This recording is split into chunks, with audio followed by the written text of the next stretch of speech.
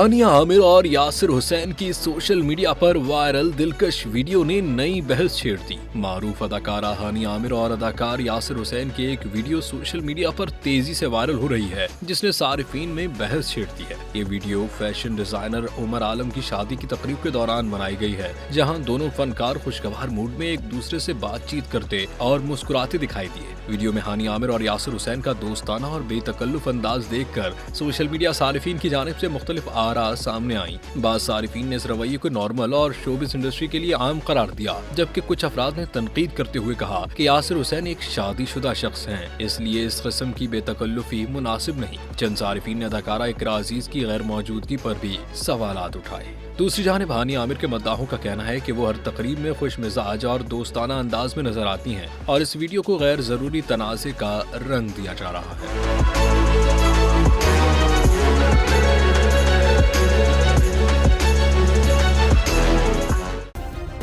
Subscribe करें और bell दबाएं ताकि कोई खबर रह न जाए।